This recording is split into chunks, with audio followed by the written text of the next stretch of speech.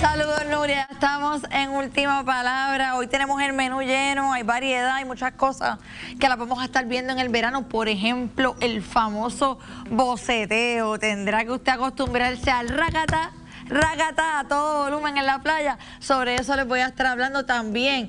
Se ha convertido Ray Charlie ahora en el portador de la pipa de la paz entre motoristas y la policía de Puerto Rico. ¿Realmente esto es necesario en estos momentos? Esto lo vamos a estar discutiendo hoy también. Además, con Humberto Mercader vamos a estar discutiendo lo que han sido los reclamos de la Asociación de Industriales a la gobernadora de Puerto Rico para convertir a Puerto Rico en un destino más competitivo, poder atraer inversión a nuestro archipiélago. Todos esos factores los vamos a discutir hoy y también nos sentamos con el director ejecutivo de la Autoridad de Puertos, sí, ese mismo que se encarga de regular los aeropuertos en Puerto Rico, los distintos muelles.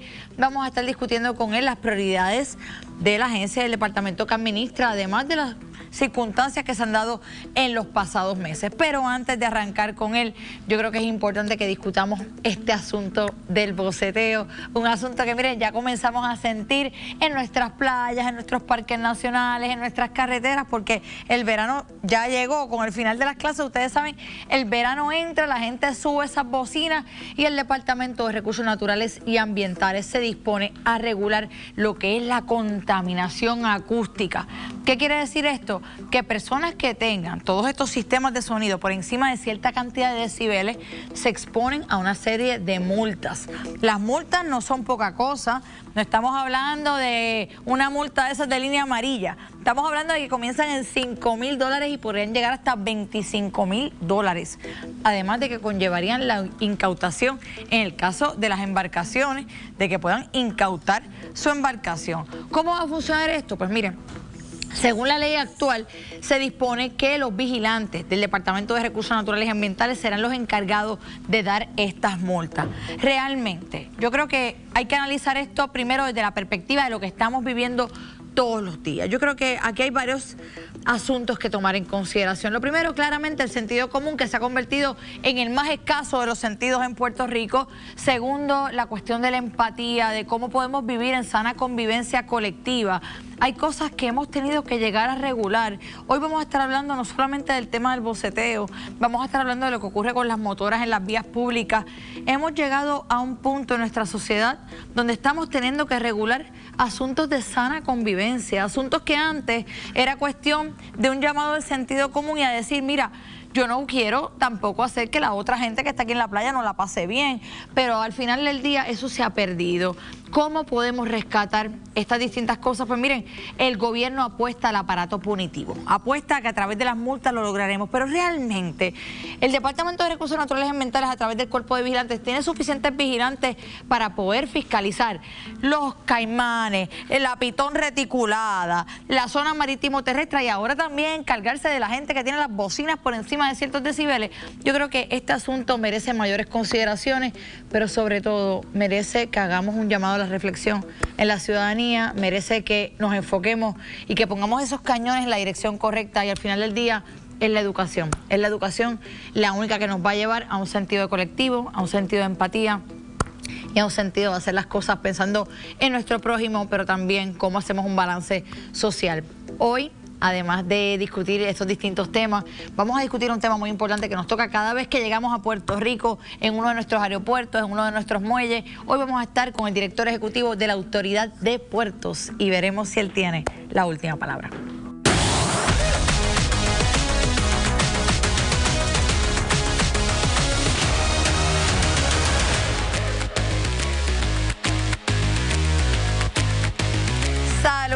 Aquí estoy con el señor Negrón, director ejecutivo de la Autoridad de Puertos. ¿Cómo está usted? Muy buenas tardes, Alexandra. Un placer. Buenas tardes, bienvenido. Gracias, gracias. ¿Cómo le va el momento? Me va espectacular, trabajando 24/7. Es un honor para mí servir como el director de la Autoridad de Puertos de Puerto Rico. Pues mire, usted tiene mucho en el plato, porque ciertamente usted tiene bajo su control unas áreas donde están básicamente son las puertas a nuestro archipiélago. Eso es correcto. Quería ir, miren, como dicen por ahí, directo a la yugular. Vamos con diferentes temas. Primeramente, en Puerto Rico se ha hablado en algún momento, en algunos informes y reportes, de que no era sostenible la operación de los distintos aeropuertos en Puerto Rico. Quería saber, usted recién está trabajando con todo este asunto. Quiero saber cuál es su posición con respecto a vender, privatizar, cerrar. ¿Cómo usted ve la operación de estos distintos aeropuertos? ¿Son viables esas operaciones? ¿Es viable que continuemos con las mismas? ¿Son sostenibles? El tema de los aeropuertos es un tema que requiere mucho análisis y evaluación de cada uno. En Puerto Rico contamos con 9 aeropuertos regionales y cada uno es bien peculiar. En Aguadilla, Ponce, contamos con 2 aeropuertos internacionales que recibimos vuelos de Nueva York. El sábado inauguramos un nuevo vuelo que viene de Miami a Puerto Rico. Y también tenemos aeropuertos como el de Mayagüez. Mayagüez tenemos un trabajo pendiente que estamos trayendo a CBP para nosotros poder recibir vuelos de República Dominicana. Tenemos a Ceiba, que es la segunda pista más grande en todo el Caribe, y también lo estamos habilitando para poder traer vuelos internacionales, expandir nuevos negocios, continuar los vuelos desde Ceiba hasta Vieques y Culebras, que son cruciales para el desarrollo económico. A mí me encantan estos aeropuertos y uno se lo goza cada vez que estén ellos por alguna razón, pero la pregunta es, algunos de ellos a veces parece que lo que falta es la bola esa de paja del lugar fantasma. Y mi pregunta es, ¿son viables estas operaciones? Dentro de los números que usted tiene ante su consideración, ¿podemos seguir con estos aeropuertos abiertos? Son viables, es cuestión de establecer un plan de trabajo para cada uno de ellos. No verlos como un total, sino verlo cada uno individual como un propósito peculiar. Arecibo es un aeropuerto que están todas las escuelas de paracaidismo, puede funcionar como un hub para escuelas de aviación. Tenemos un aeropuerto como Mayagüez, como mencioné, que podemos traer vuelos de Punta Cana. Tenemos un aeropuerto como el de Humacao, que está al lado de Palmas del Mar, es un buen lugar para recibir carga o situaciones de emergencia. Sabemos que María, Humacao fue una de esas áreas que fue altamente afectado cuando pasó el huracán. Es cuestión de ver cada aeropuerto como un propósito individual y no verlo como un total. Director, me encantó porque usted usa estas palabras que están amarradas a una visión. Mira, pues Arecibo podemos verlo como un hub de paracaidismo, Mayagüez como para recibir Punta Cana, Humacao para esto o lo otro. Me lo habla en futuro. ¿Hay planes dentro de su visión y su plan de trabajo para hacer de estos aeropuertos esta visión que usted está hablando en estos momentos? Correcto. Ejecutarlo. Ahora mismo en Mayagüez estamos a meses de CBP autorizar ellos regresar a Mayagüez. En los proyectos en Aguadilla y Ponce nosotros estamos dando continuidad a los proyectos que ya estaban corriendo. Estamos facilitando a comenzar los que estaban pendientes. En Ceiba estamos continuamente buscando nuevas propuestas, buscando personas que ocupen los espacios, nuevos hangares, nuevas oportunidades de negocios, que traigan clientes que puedan utilizar ese aeropuerto para traer sus aviones privados y distintas compañías. Estamos trabajando, tenemos los planes establecidos, es cuestión de tener la creatividad y visualizar cada uno de esos aeropuertos como una misión. En Puerto Rico es hermoso, nosotros tenemos la oportunidad de traer distintos desarrollo económico, distintos tipos de turismo, y los aeropuertos son cruciales para nosotros poder lograr eso. La interconectividad entre cada área de Puerto Rico, entre San Juan, a Mayagüez, a Ponce, a Ceiba, es importante y nosotros lo podemos lograr con estos aeropuertos regionales. Además de los aeropuertos está el factor de los muelles. Correcto. Quiero saber cuál es su posición con respecto a los muelles cruceros. Mira, San Juan Cruise Port es una APP que comenzó el año pasado. Es una APP de que verdaderamente está ahí para nosotros operar esos muelles de crucero. De que puede mejorar, sí. Desde que nosotros llegamos hemos estado en constantes comunicaciones, monitoreos constantes. Yo creo que ya llevo 6 meses y ya tengo 2 carpetas de esas bien gordas que me acuerdo en la escuela eran con las... Trapper Keeper. Esos mismos. De todos los monitoreos que hemos hecho, estamos reunidos semanalmente con ellos, estamos dándole seguimiento. ¿Por qué esto es importante? Porque no es solamente tú operar, tú tienes que cumplir y asegurarte de que los trabajos que tú te comprometiste como operador de ese muelle se cumplan en las fechas establecidas. Y aunque es una APP, tenemos que bregar con ella por los próximos 30 años, el rol del gobierno es asegurarse que esa operación esté funcionando como se supone, acorde al contrato y acorde a la sana administración pública. Hablando precisamente de contratos y sana administración pública, llevamos en un pleito además desde el 89 con quienes rentan las facilidades de los aeropuertos en Puerto Rico. ¿Cómo va eso? Correcto. Estamos hablando de CAF. Sí. Es un pleito de 40 años, como mencionaste. Ahora mismo, en el último, pues el Tribunal de Apelaciones desestimó y regresó al tribunal. Nosotros vamos a someter la reconsideración. Es un pleito pues que heredamos. De hecho, el Tribunal de Apelaciones desestima la moción de sentencia sumaria. Lo que dice es que hay hechos controvertibles y que deben verse en un juicio. Correcto. La pregunta entonces, ¿ustedes van a llevar este pleito? Nosotros vamos a solicitar la reconsideración del Tribunal Supremo y ese es el próximo paso que O sea que la posición de ustedes es que estos créditos contributivos que ellos alegan podrían servir para pagar la renta. En efecto, eso no es así. ¿Esa es la posición? Eso es correcto. Eso es correcto. ¿Y van a continuar ese pleito de esa manera? Vamos a continuar ese pleito. Sí es importante, mi meta como director ejecutivo... ¿Usted está en comunicación con ellos? Nosotros estamos en comunicación con ellos, sí, porque nosotros, parte de mi administración pública en la Autoridad de Puertos es que yo quiero finiquitar todos estos litigios de muchos años. Recientemente estamos entrando en acuerdos de un caso que es el de Rinco contra la Autoridad de Puertos, que si usted cree que el de Café es viejo, este es mucho más viejo que ese, este es de los 70. ¿Qué pensar los recursos que se han ido, el tiempo que se ha ido en 40 años de litigio? Yo creo que es hora de sentarse en la mesa. Eso es lo que estamos haciendo, hemos hecho ese acercamiento para nosotros como Autoridad de Puertos poder llegar y finiquitar este caso y parar con los gastos de litigio, gastos de abogados. Si tú sumas de aquí a 40 años ahora, yo creo que sobrepasamos cualquier efecto económico que pueda tener esta sentencia. Así que, como parte de mi política pública, es eso mismo, trabajar con todos estos litigios que tenemos pendientes de muchos años y poder darle conclusión y nosotros poder resolver estos asuntos y poder trazar el plan de trabajo de futuro de la autoridad. Director, en lo que me queda de tiempo, yo sé que usted acaba de llegar, pero si nos fuésemos a sentar usted y yo aquí en 6 meses, ¿qué a usted le gustaría poder haber logrado en ese tiempo? Que nos sentemos aquí y usted poder decirme, mira, en estos 6 meses logré esto. Mira, en los pasados 6 meses puedo decir que lo que hemos logrado y enfocado la autoridad en una ruta administrativa mejor.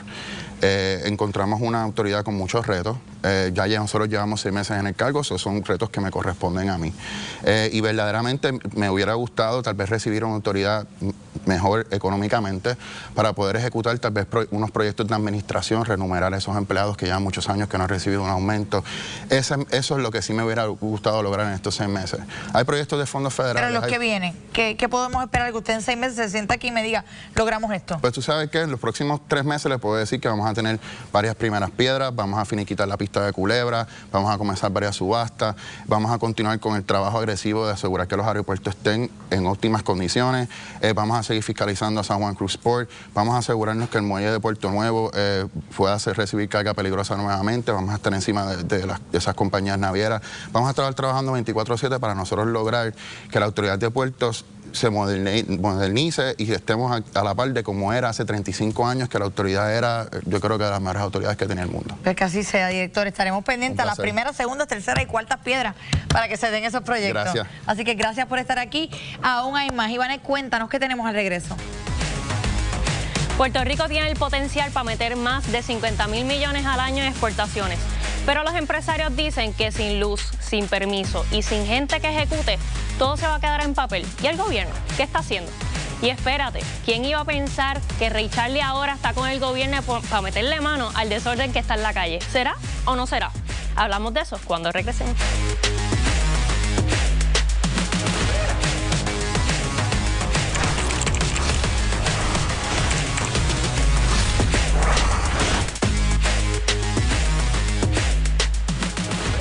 Ya estamos de regreso en Última Palabra. Hoy nos acompaña Humberto Mercader, ex subsecretario de Desarrollo Económico y Comercio. ¿Cómo estás, Humberto? Muy bien, ¿y tú, Alexandra? ¿Cómo estás? Pues muy bien, muy bien. Hay mucho que hablar porque la Asociación de Industriales ha hecho un llamado a la gobernadora, particularmente en 4 puntos estratégicos. Ellos dicen que hay que fortalecer unas áreas para que Puerto Rico pueda atraer nuevamente inversión, para que podamos ser competitivos.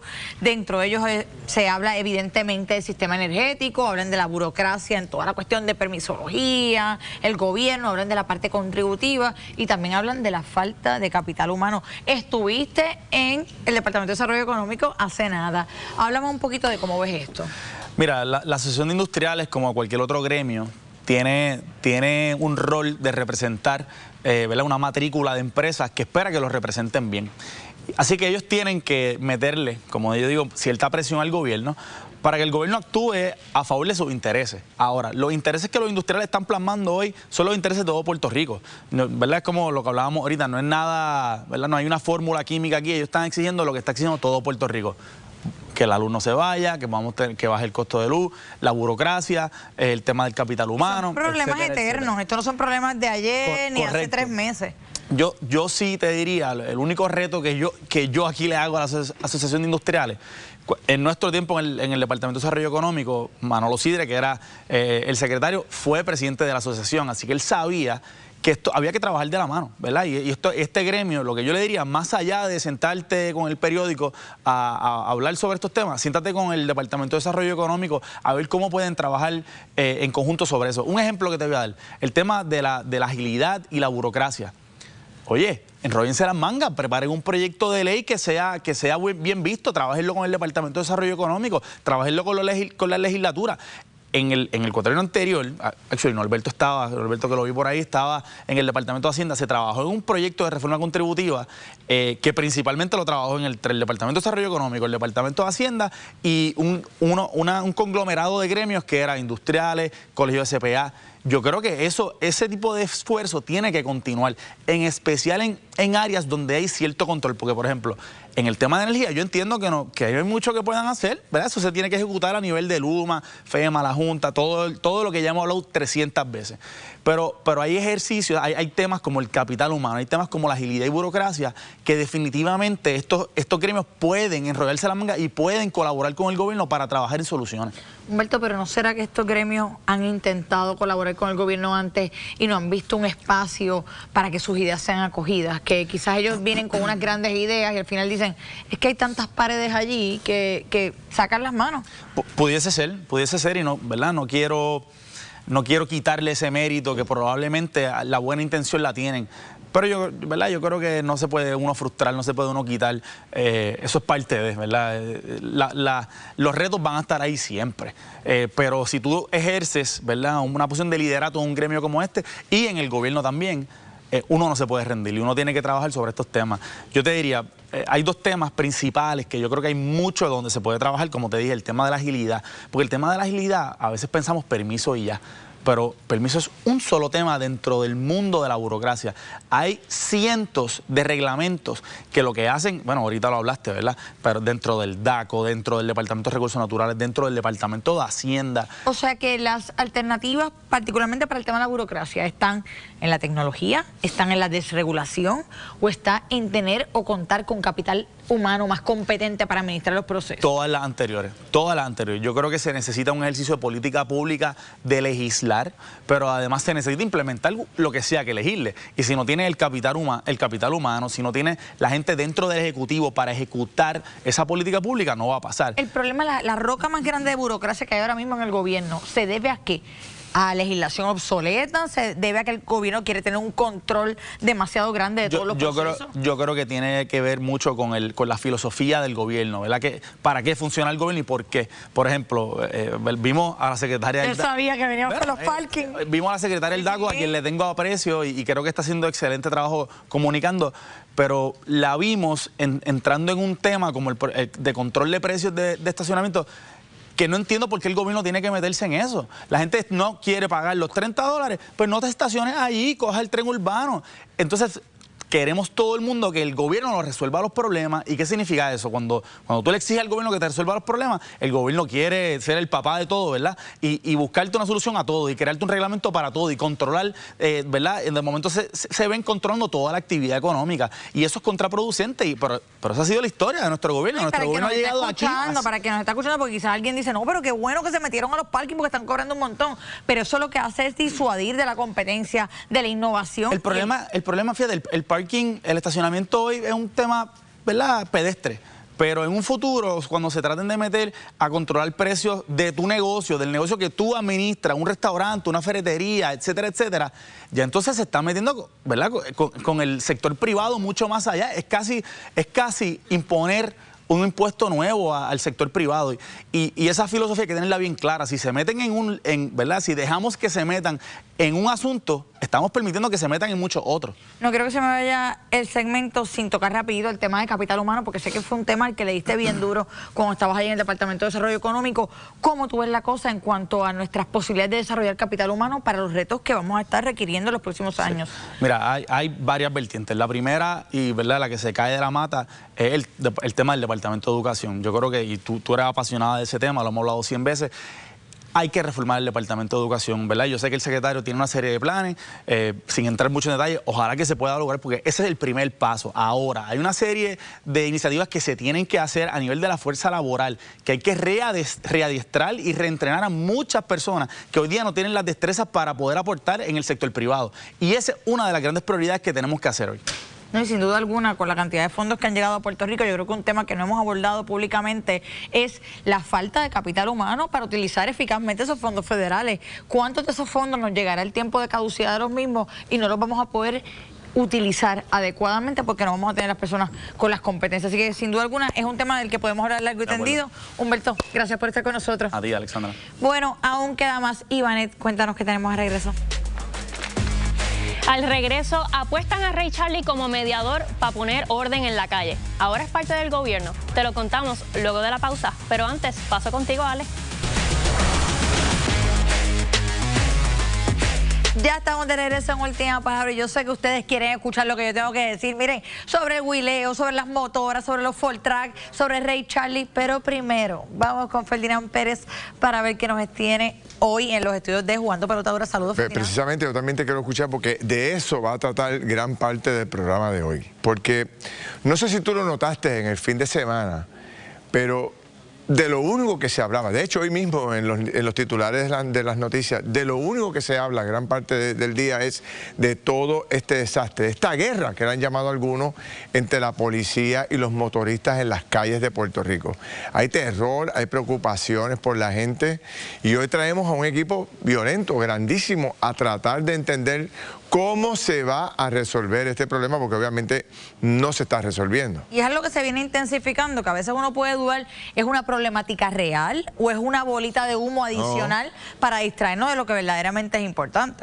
Ese evento con los dos policías que tienen que huir de la escena hasta refugiarse dentro del cuartel es de las cosas más terribles que hemos escuchado en tiempos recientes. Ese no es el Puerto Rico que nosotros conocemos y que hemos visto siempre. Siempre ha habido un respeto por la policía, pero aquí se ha perdido el orden y se ha perdido el respeto y hay que en algún momento ponerle un detente a esto. ¿Cuándo?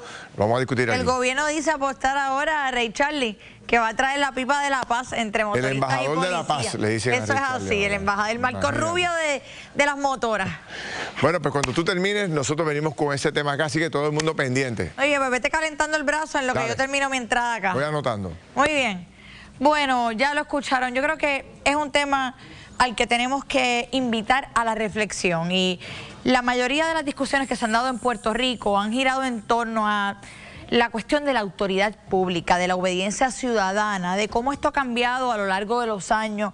Y es un fenómeno que no solamente estamos viendo en términos de la policía de Puerto Rico, lo vemos cuando hablamos con dirigentes de equipos que dicen, mira, ya los jóvenes no me obedecen, lo vemos con los maestros en las escuelas que ya dicen no tengo control de grupo, lo vemos con los padres, con las madres que ya no saben qué hacer con hijos que simplemente no están obedeciendo. Es un fenómeno de falta de obediencia que va a todas las áreas de nuestra población y luego entonces llega a un espectro como este, donde vemos un enfrentamiento entre motoristas, entre policías, que para algunos puede ser inaudito. Ustedes decir contra cómo hemos llegado a este momento donde una serie de personas pues pueden coger a dos policías y básicamente hacerlos huir de un espacio. Yo creo que esta no es la enfermedad, es meramente un síntoma de algo más grande que estamos viviendo como sociedad. Por eso que yo creo que dentro de todo análisis que podamos hacer, la parte punitiva no va a ser la más importante. Usted puede traer 30.000 policías, usted puede traer más patrullas, usted puede hacer las penas más graves, pero al final del día tenemos que tener un entendimiento como sociedad de que la parte de la obediencia, de que la parte de los valores, de que la parte de los principios no es algo que se enseña, es algo que se modela. ¿Y qué es lo que está modelando el liderato en Puerto Rico, además de violencia, que la vemos en las redes sociales, que la vemos en nuestros propios líderes políticos, como en lugar de sentarse a dialogar con respeto, se ensañan unos con otros. Al final, hoy yo podría estar aquí discutiendo el tema de las motoras y el enfrentamiento con los policías, pero creo que es más importante ir a la raíz del asunto.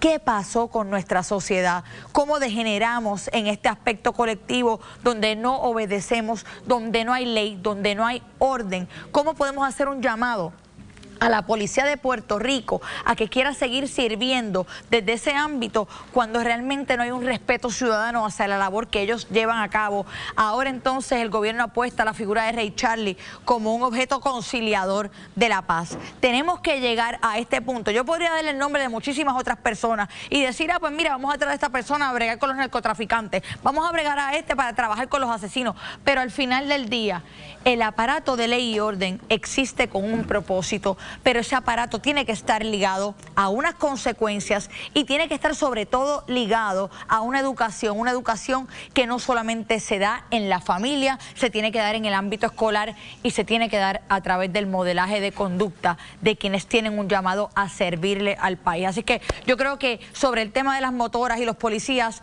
hay mucho más que reflexionar de lo que simplemente estamos viendo por encima del plato. Bueno, con eso los dejamos. Ahora le paso, miren, la bola directo a Ferdinand. Ferdinand, ¿está ready? Tira para acá. ¡Pum! Mira qué fácil. Se fue un bombito al pitcher ahí. Casi te hago ir a primera.